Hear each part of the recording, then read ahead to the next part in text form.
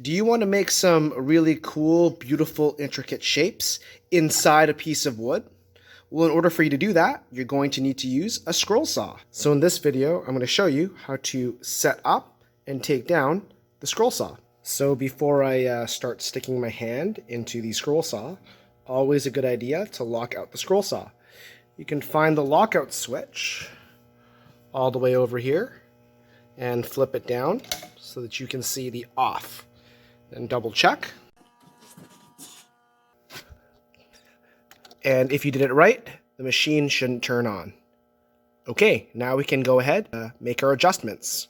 So first, you're going to reach underneath here and lift up the throat plate. Don't lose the throat plate.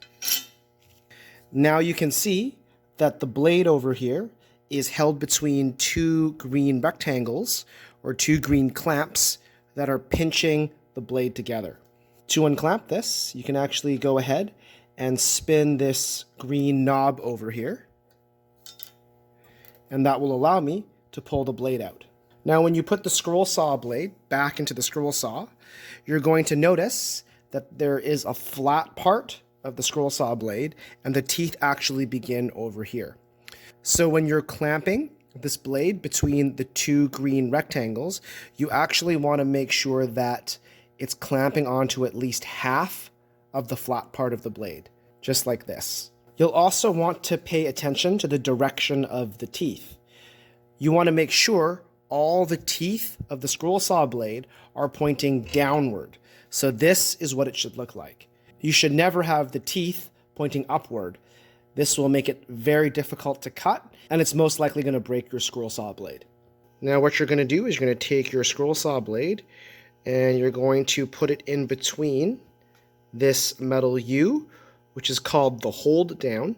And of course, not only does it need to be between the hold down, but it also needs to be inside one of those relief holes that you've drilled over here. And I'm now looking underneath my scroll saw. So here's my project. Here's the blade. And my goal is to get the scroll saw blade in between the two green rectangles, just like this. And once I've got it in between those two green rectangles, to tighten this green knob. And by tightening this green knob over here, I've actually locked this blade in place. You know you've done a good job when the blade is clamped up. It's nice and tight, so it's not going anywhere. It's inside one of the relief holes of your project, and the blade is pinched in between these two green square clamps. With the blade all clamped up on the bottom, we're going to lift up our project. We're going to take our throat plate and cover up that slot again. So the throat plate should lie back down on the hole like that. Okay, our goal now is to make sure that the hold down, which is the U-shaped piece of metal, we want to make that rest directly on top of the piece of wood. So it should look something like this. What that will do is that will keep the project from bouncing up and down as you're cutting. You'll notice that the hold down is connected to this entire red metal object. This red metal object is called the drop foot. You'll see that I've color coded it. To lower the red drop foot, you just need to loosen this red knob. We want to make sure that the hold down is as tight down on the wood as possible, and then lock your drop foot.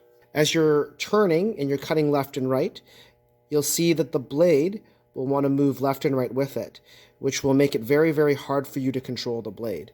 You'll just want to make sure that the blade is in the blade guide, which is in between the two white dots.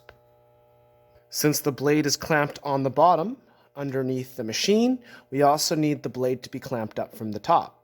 The thing that holds the blade from the top are these two pink or orange triangles up here.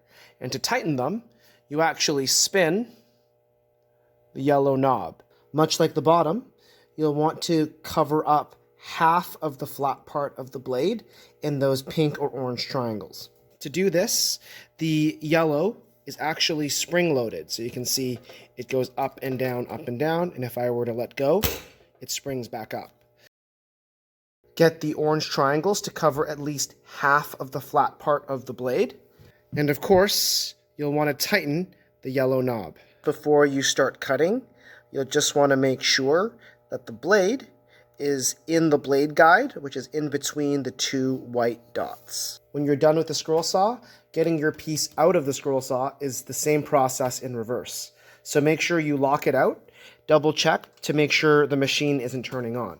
If you're lucky, all you need to do is loosen up the yellow knob, and then you can do everything in reverse. However, depending on where the scroll saw stops, sometimes this will happen to you.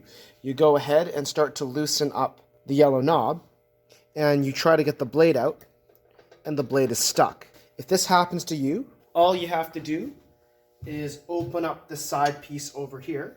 You can grab the belt and gently pull down.